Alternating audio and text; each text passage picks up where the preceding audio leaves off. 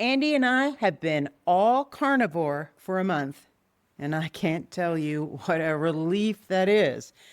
After 18 months of struggle with carbs and sugar, where we quickly gained back 50 of the 70 pounds we had lost in 2023 the first time.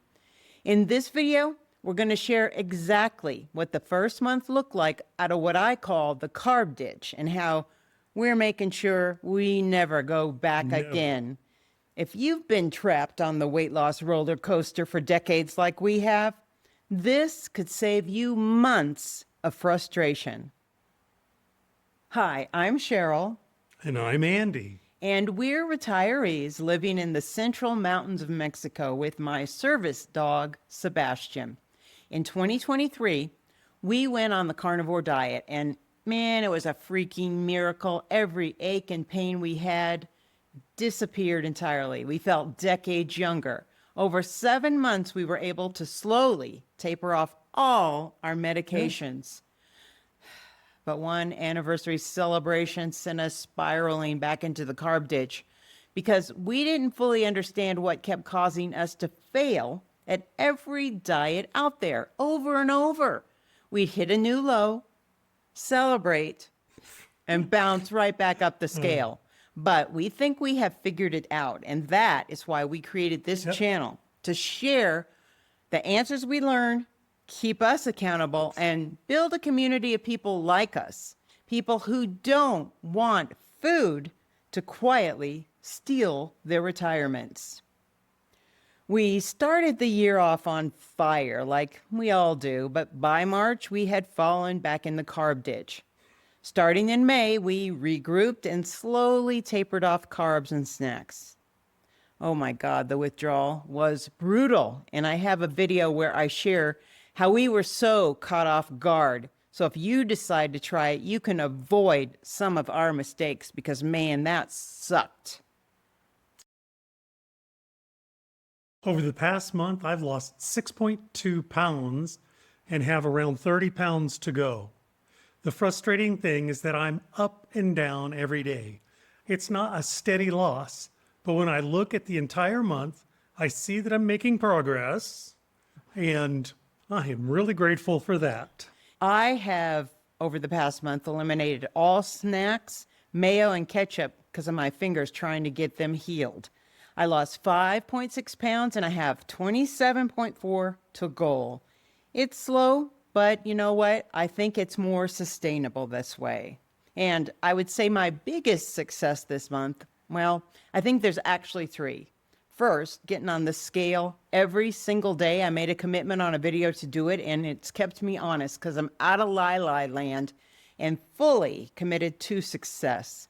Second, even though the scale didn't go down very much, I did have a big non-scale victory. I lost 1.5 inches off my waist. And third, the psoriasis on my elbow has almost cleared up entirely, which that's a sign I'm starting to heal internally. So man, these wins are what are keeping me motivated. As for me, my biggest wins this month was the fact that I actually did lose over 6 pounds, which I'm really excited about because during the month, it was just up and down and very frustrating. So I'm going to have to count that probably as my biggest win. And I think that commitment, and I'll get into this later in the video, but I had a situation come up where being honest helped me reevaluate my commitment. So I'm going to actually call that a win. So that's it for me this month. Well, I also think a big change for him is he's usually Mr. Chipper. And when we got back on junk food, he was really down in the dumps. We both got depressed. And I can really sense you're a lot more chipper this past month than probably in over a year. So I think that for me, for him, that's a big win. I'm sure that's more noticeable to you, but I have noticed it myself. I think I'm sleeping better, which is huge for me. And I think my overall attitude is much more positive, which is really nice because I don't think we're snapping at each other nearly as much as when we were on carbs and sugar. This last time, 18 months in the carb ditch, I think that was the first time we realized that there was probably a connection between a hair trigger and sugar and carbs, because we saw it so clearly being off, back on, and now off. Yeah. And I think that's a real lesson, is that being volatile may have a lot to do with junk and carbs and sugar. Oh, I am convinced that it is. And I haven't done the research that Sharrell has done because she's our researcher. But having gone through the experience, I wouldn't recommend anyone else do it. Just get started and stick with it. Well, that's what we're going to do. Yes, it is. My biggest struggle this month was honesty. I do all the shopping, or most all the shopping. And so I'm out with a lot more temptations in front of me all the time. And usually it's not a problem. But you weren't losing weight. And I kept No, I asking wasn't. you, what's up? Because I saw what he was eating in the house, and he should have been losing like 6 to 8 pounds a month, and he wasn't losing anything day after day. So I kept asking you.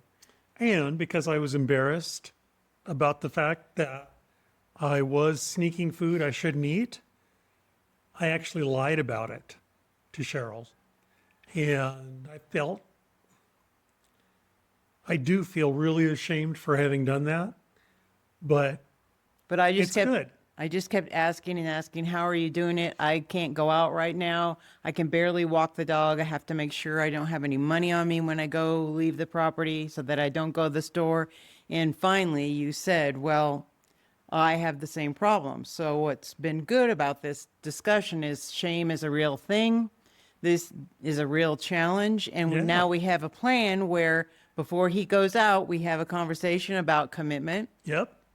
and strength and going out there and being successful and not caving. And I think it's helping with, Oh, it's helping. It is helping me to recommit to this whole weight loss plan because it's not easy.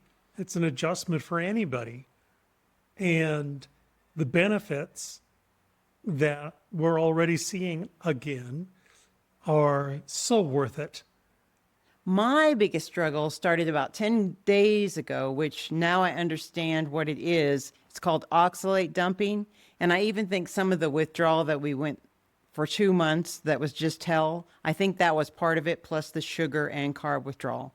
So this month, for the first 3 weeks, man, I was feeling like $1,000,000. I woke up chipper.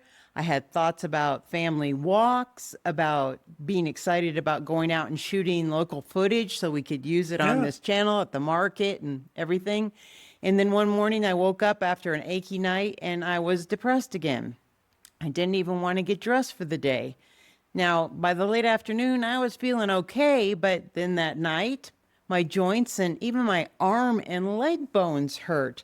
And that's been the daily cycle ever since, along with some scary heart palpitations in the evening. And about 4 days into this, I remembered from 2 years ago about oxalate dumping, and I went down a rabbit hole and started researching the symptoms. And wouldn't you know, I have been experiencing every single one of them, including the heart palpitations. So I recommend checking out Sally Norton. She has a website and a book, Toxic Superfoods, and she has some great interviews on YouTube because you know what? It is shocking information that I think is, everybody yeah. needs to know.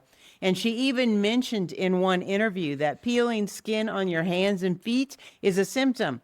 20 years I've been suffering from this, and I feel now she has confirmed my theory that this is caused by food. It's my canary in the coal mine.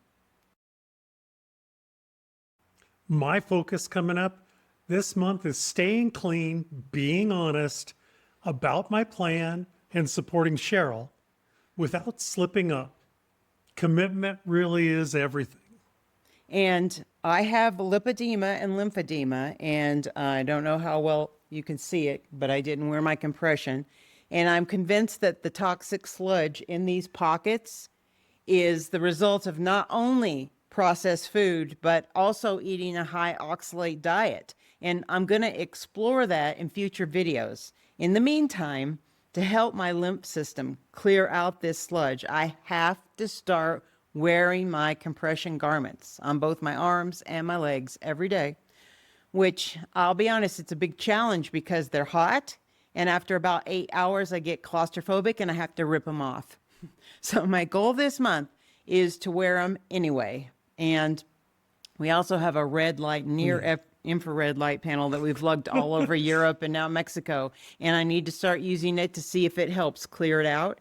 And then we bought a rebounder because that's supposed to help. And so I'm committing here on this channel to you and to you that I'm going to add these things back.